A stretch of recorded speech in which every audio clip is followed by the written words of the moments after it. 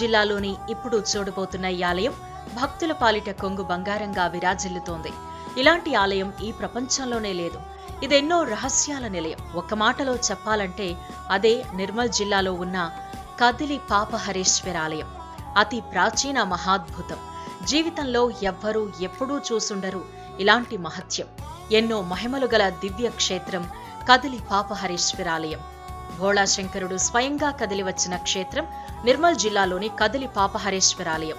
పరశురాముడికి మాతృహత్యా దోషాన్ని పరిహరించిన దేవుడు ఇక్కడి పాపహరేశ్వరుడు.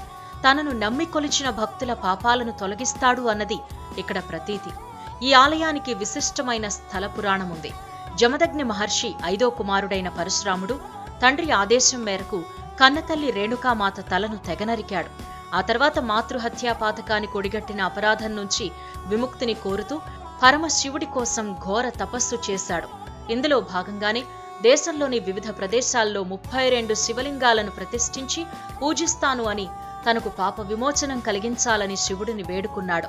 అన్న మాట ప్రకారం భారత ఖండమంతా పర్యటించి వివిధ ప్రదేశాల్లో 31 శివాలయాలను నిర్మించాడట.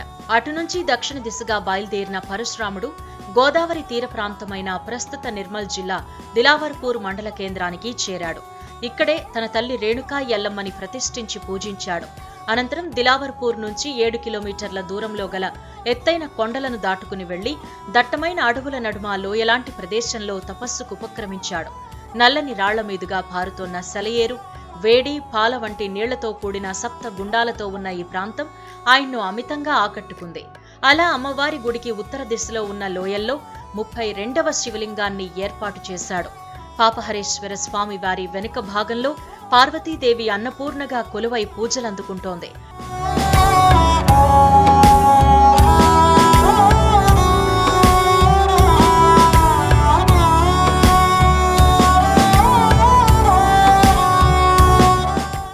ఆలయంలోని ప్రధాన శివలింగానికి ప్రతిరోజు వేకువజామునే పంచామృత అభిషేకాలు, విశేష పూజలు జరుగుతాయి. ఏటా మహాశివరాత్రి పర్వదినాన్ని పురస్కరించి 3 రోజుల పాటు ఈ క్షేత్రంలో ఉత్సవాలు వైభవంగా నిర్వహించడం ఆనవాయితీగా వస్తోంది. వీటిలో మొదటి రోజున పుణ్యవచనం, గణపతి, గౌరీ పూజలు, ధ్వజారోహణం ఉంటాయి. మరుసటి రోజున శివపార్వతుల కళ్యాణం, పల్లకీ సేవ, లింగోద్భవ అభిషేకాలు జరుగుతాయి. చివరి రోజున నాగవల్లి సేవలు, అన్నదాన కార్యక్రమాలు అంగరంగ వైభవంగా నిర్వహిస్తారు. శ్రావణ మాసం మొత్తం అన్నపూర్ణాదేవికి మహిళలు విశేష పూజలు, నిత్య పారాయణాలు చేపడతారు. సాధారణంగా ఆలయాలు తూర్పు, ఉత్తర ముఖాలు కలిగి ఉంటాయి. ఈ క్షేత్రంలో మాత్రం భక్తులు పశ్చిమ ముఖద్వారం గుండా ప్రవేశించి స్వామిని దర్శించుకుంటారు. పశ్చిమ దిక్కుకు అధిపతి అయిన శనీశ్వరుడి దృష్టి పాపహరేశ్వరుడిని దర్శించుకునే వారి మీద పడదు. ఇందుకు గుర్తుగానే ఈ క్షేత్రంలో పశ్చిమ ముఖద్వారం ఉంటుందని భక్తుల నమ్మకం.